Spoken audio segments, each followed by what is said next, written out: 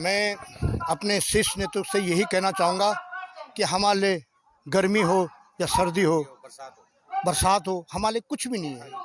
और हम तो 11,000 फीट की हाइट पर भी रहे, 15,000 फीट पर हमने ड्यूटियाँ की हैं, 18,000 फीट जहाँ -40 डिग्री, जहाँ जो है हड्डियाँ कांप जाते हैं, फ्रॉस्टबाइट, फुटबाइट, चिलब्लेंड जैसे अनेक प्रकार की बीमारी, उनको झेल के आ रहे हम लोग। तो जो 30-30 साल हमने सेना को दिया है, ऐसा नहीं दिया। हमने पूरी पहाड़ियाँ देखी है, हमने गर्मी भी देखी, ठंड भी देखा, बरसात भी देखी, सब देखा है। जवानों को कोई फर्क नहीं पड़ता।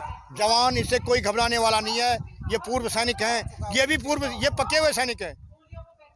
आज के जवान जो आगे चलने वाले देश के शीर्ष नेतृत्व जो जवान तैयार किए हैं, अब वो तो हम नहीं जानते हैं, परंतु वो भी देश को तो संभाल रहे हैं ना। जो देश जो चल रहा है रस्म कस्म से चल ही रहा है ना।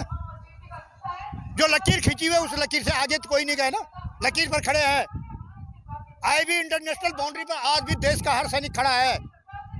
जो बाउंड्रियां बने, जो लाइन ऑफ कंट्रोल पर जो आईबी बनी हुई है, उस पर देश का सैनिक खड़ा है आज। हम लोगों ने कुछ जेसी और जवानों से जब बात की थी तो उन्होंने आरोप लगाया था शुरुआती दौर में जब हमारी वार्ता हुई थी तो कि जो सैनिक होते हैं और जो ऑफिसर से जो आपकी लड़ाई है कि जो ज़्यादा ओआरपी का फ़ायदा उठाते हैं, वो जब आप ड्यूटी पीरियड में होते हैं तो तमाम तरीके की ऐसी चीज़ें कराई जाती हैं जो ड्यूटी प्रोटोकॉल में नहीं होता है। एक ही निवेदन है, देखो जो सेना का डिसिप्लिन होता है, डिसिप्लिन को कायम रखते हुए, डिसिप्लिन जब एक सिविलियन ढांचे को जो है डिसिप्लिन में डाला जाता है तो वो बहुत कठिनाई का शब्द है।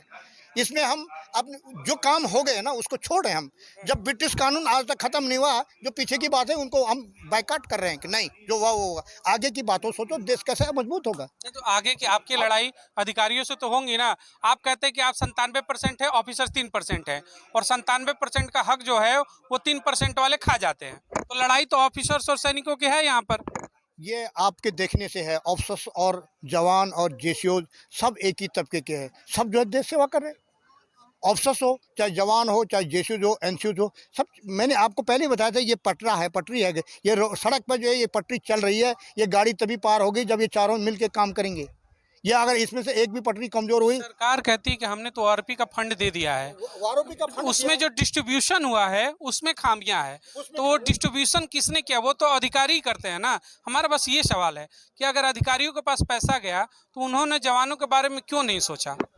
मैं आपको एक ही चीज़ पूछना चाहता हूँ कि जब माँ जब खाना देती है, अगर उसके 3 बच्चे हैं या 4 बच्चे हैं, सबको बांट के देती है, परंतु उसमें ये भी होता है कि मैं बड़ा था, बड़ा हूँ, मैं सबसे बड़ा हूँ ना, मैं सबसे बड़ा हूँ ना, तो बड़ा वाला जरूरी अपनी थाली में ज़्यादा खाना खींचेगा और छोटे वाला तो पीछे हाथ रख के भाई बड़ा वाला देख रहा है। तो हुआ एक्चुअली यही हुआ है कि थोड़ा बड़े वाले ने ज़्यादा खाना खींच दिया और छोटे वाले पर। आपके जवाब से मैं एक सवाल छोटा सा पैदा होता है, आपकी लड़ाई माँ से है कि बड़े भाई से है। माँ हो गई सरकार, बड़ा भाई हो गया अधिकारी, तो आप बड़े भाई से लड़ेंगे कि माँ से मांगेंगे। माँ से लड़ाई है। नहीं, अभी बड़े भाई से लड़ाई नहीं है। बड़े भाई हम जो थाली के चट्टे बट्टे हैं ना, इसमें हमारी बड़े भाई की कोई लड़ाई नहीं है। हमारे मैंने बता रहे ये पहलू है, इसमें हमारी बड़े भाई से कोई लड़ाई नहीं है। वो हमारे ऐसा है, इसमें बड़ा भाई ने भी वही काम किया जो हम भाई सरहद में जब गोलियां चलती हैं, जब फायरिंग होता है, जब बम्बार्टमेंट होता है, जब गोलियां एक साथ जो है बम पड़ते हैं, सबके लिए पड़ते हैं। मैं ये एक आखिरी सवाल के साथ खत्म करता हूं आपसे कि आपने 3 तारीख को पूरे देशव्यापी व्यापक रूप से प्रदर्शन किया। आगे की ऐसी कौन सी रणनीति होगी जिससे सरकार झुके, क्योंकि सरकार अभी तक वार्ता करने के लिए अपने डेलीगेट्स तक नहीं भेजी है, तो आगे आपकी लड़ाई को और कैसे धार दे रहे हैं आप लोग। मुझे विश्वास है कि जल्दी से जल्दी सरकार इसमें कुछ ना कुछ डिसीजन देगी और वो एक नीचे तबके के सैनिक के पक्ष में जाएगा। जो भी बातें हैं नीचे तबके के सैनिक के पक्ष में आ जाए। मुझे अभी भी ये विश्वास है 100%। मैं जब मोदी जी को देखता हूँ तो मैं देखता हूँ यार, मोदी जी हमारे केदारनाथ में भी गए थे, हमारे बद्रीनाथ में गए, हमारे चारों धाम किया। मोदी जी ने तो आज डंका केदारनाथ के अंदर भी डाला है ना, जो हमारा तीर्थ स्थल है, जो हमारा मेन, उसके अंदर भी मोदी जी ने अपना नाम बिछाया है। तो मुझे तो लगता नहीं है यार कि ऐसा होगा नहीं। मुझे लगता है कि ये कुछ ना कुछ फैसला आएगा, इसमें एक नीचे तबके वाले सैनिकों के पक्ष में आएगा और जबरदस्त तरीके। उम्मीद है कि 24 इलेक्शन से पहले फैसला आ जाएगा। 24 तो बहुत बड़ी उम्मीद है, 24 तो बहुत पीछे है। मुझे मुझे तो आशा है कि कहीं 15 दिन 20 दिन 1 महीने के अंदर इसमें कुछ डिसीजन आएगा और वो एक सैनिक के हक में होगा और ज़बरदस्त तरीके से होगा। सैनिकों की एक जो है फिर जो बोलते हैं अच्छे अब आ गए अच्छे दिन, तो सैनिक भी क्या पता अच्छे दिन देखें। आज तक तो नहीं देख रहे हम अच्छे दिन, आज तक हमारे दिन अभी ठीक नहीं है। ये जो 20 तारीख से जो हमारा चला ये दिन ठीक नहीं चला, परंतु अभी अच्छे दिन के कुछ चांस नजर आ रहे हैं। मोदी जी अगर ओआरपी कर देते हैं सैनिकों के लिए, इक्वालिटी कर देते हैं तो अच्छे दिन आ जाएंगे सैनिकों के लिए, पूर्व सैनिकों के लिए। इक्वालिटी सैनिकों का जो विसंगतियां हैं, हम सिर्फ वो लड़ाई कर रहे हैं। हम ये नहीं बोल रहे हैं कि भाई अफसर अगर जो है 5,000 पेंशन लेता है, 5,000 3,000 तनख्वाह लेता है, क्या बोलते हैं वो, उसके साथ जो है बैटल कैजुअल्टी के भी लेता है, उसके साथ जो है अपनी जो है बीमारी का भी फ़ायदा उठाता है। हम उसके पक्ष में बिल्कुल नहीं है। वो कुछ भी लें, हमसे ऊपर वाला है, हम उसके जवाबदार नहीं हैं। पर हम ये सोच रहे हैं कि हमारा जो थोड़ा बहुत जो विसंगतियाँ हुई हैं, जो तुम फैक्टर भी बोल रहे हैं, अगर फैक्टर भी बोलना चाहते हैं कि भाई पहले बोला है कि भाई हवलदार तक जो है 2.57, फिर बोला हवलदार से लेकर सूबेदार तक 2.62, फिर बोला कि सूबेदार से लेकर ऑनरी कैप्टन मेजर तक 2.67, और फिर बोला कि उससे ऊपर वालों को 2.81। अरे 4 फॉर्मेट बना दिए, क्या वो फॉर्मेटों को एक नहीं किया जा सकता है? ये उन फॉर्मेट को भी तो एक करें ना।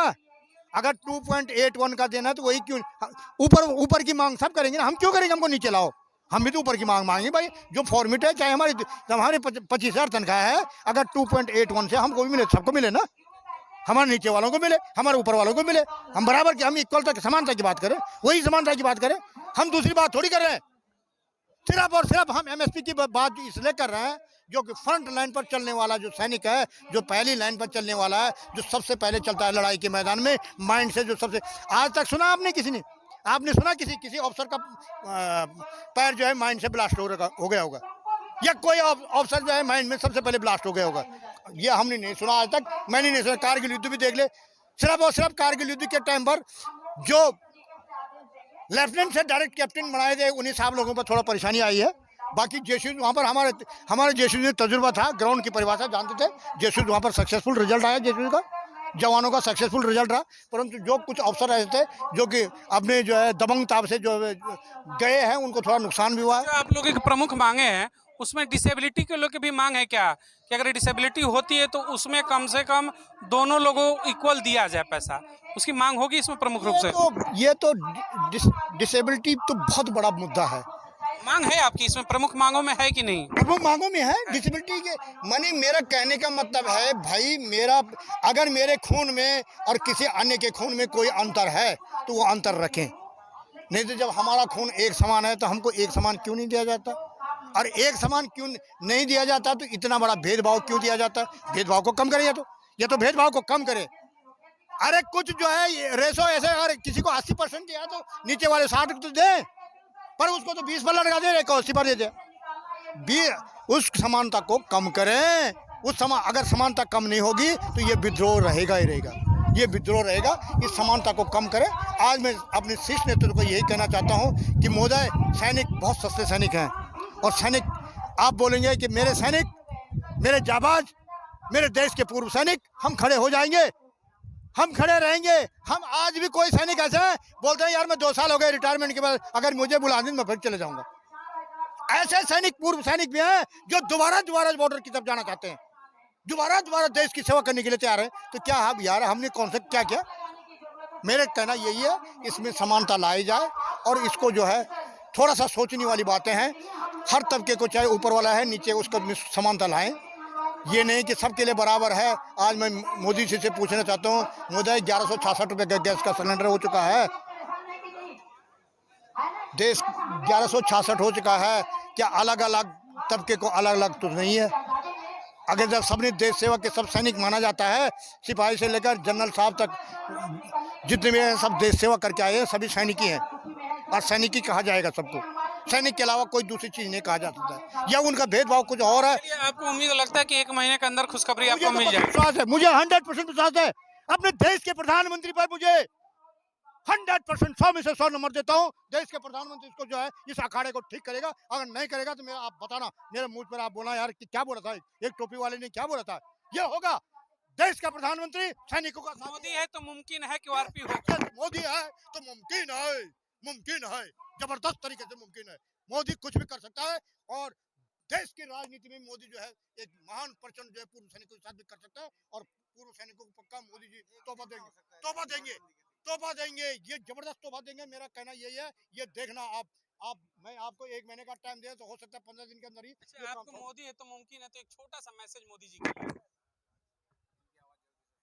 मोदी जी जोर से जोर मेरे देश के लगे कि सैनिक की बुलंद आवाज। मेरे देश के प्रधानमंत्री, मेरे देश के प्रधान सेवक, मेरे देश के रक्षक, हम रक्षक ही कहेंगे, रक्षक हम भी हैं, पर मैं अपने देश के प्रधानमंत्री को सबसे बड़ा रक्षक बोलता हूं, जो देश की बागडोर बाहर कंट्रियों में भी जिसकी शान और मान की शान और हमारा देश का प्रधानमंत्री है। मैं उनको जो है नमन करता हूं कि सैनिकों ने भी इस देश को बनाने में अहम भूमिका निभाई है।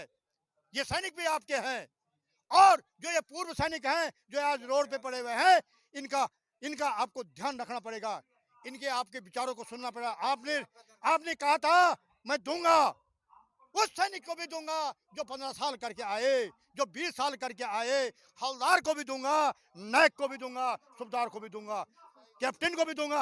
अरे मोदी जी, अब समय आ गए, हम आपसे विनती करते हैं, आपको जय हिंद करते हैं, आपको भारत माता की जय हिंद करते हैं कि हम सैनिकों की आवाज सुन लो, सुन लो, सुन लो। ये देश आपका है, ये सैनिक आपके हैं, हम आपके हैं। जय हिंद, बोलो भारत माता की जय, भारत माता की। आप एक आखिरी सवाल पे खत्म कर दूंगा। रामायण सुन लीजिए, 1 मिनट। आप मोदी पे कह रहे हैं मोदी है तो मुमकिन है। जब रामायण आप पढ़ेंगे तो उसमें जब लंका पे चढ़ाई हो रही थी तो समुद्र पे बांध बनाया जा रहा था, पुल बनाया जा रहा था, तो बार बार पत्थर डालने पे वो टूट जा रहा था। तो क्रोधित होकर लक्ष्मण जी ने उसमें एक चौपाई बोली थी कि बिना न मानत जल दिलंग गए बीत दिन 3।